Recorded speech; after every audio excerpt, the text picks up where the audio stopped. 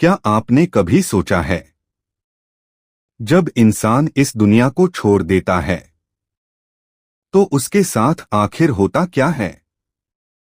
क्यों कुछ लोग शांति से मरते हैं और कुछ लोग डर और दर्द से तड़पते हैं? इन सभी सवालों का जवाब छुपा है गरुड़ पुराण के अध्याय 1 में।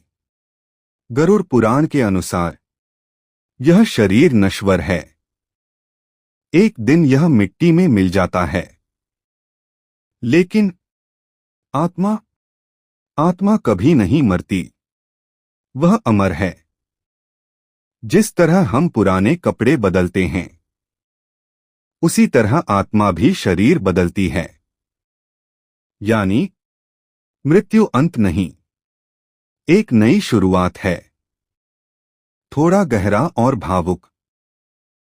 जब किसी इंसान की मृत्यु करीब आती है तो उसका शरीर धीरे धीरे काम करना बंद कर देता है। सांसें धीमी हो जाती हैं, आंखों के सामने अंधेरा छा जाता है और उसी समय उसे अपने पूरे जीवन के कर्म याद आने लगते हैं। अच्छे कर्म करने वाला शांत रहता है, लेकिन बुरे कर्म करने वाला डर जाता है।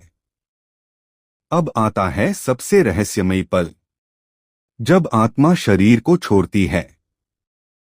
अगर व्यक्ति ने अच्छे कर्म किए हैं तो आत्मा आराम से शरीर से निकल जाती है, लेकिन अगर उसने पाप किए हैं तो उसे बहुत कष्ट होता है। ऐसा लगता है जैसे कोई उसे जबरदस्ती खींच रहा हो। गरुड़ पुराण कहता है, जैसे कर्म वैसा फल। अगर आपने जीवन में दया, सेवा, सच्चाई और भक्ति की है तो मृत्यु आपके लिए आसान होगी। लेकिन अगर आपने झूठ, धोखा और पाप किए हैं तो वही कर्म आपके लिए कष्ट बन जाएंगे। अध्याय 1 में यह भी बताया गया है कि मृत्यु के समय भगवान का नाम लेना बहुत शक्तिशाली होता है। उस समय लिया गया एक सच्चा नाम आत्मा को सही दिशा दे सकता है और उसे शांति दिला सकता है। तो दोस्तों, गरुड़ पुराण का अध्याय 1 हमें यही सिखाता है। जीवन अस्थायी है, आत्मा अमर है और हमारे कर्म ही तय करते हैं हमारी मृत्यु कैसी होगी।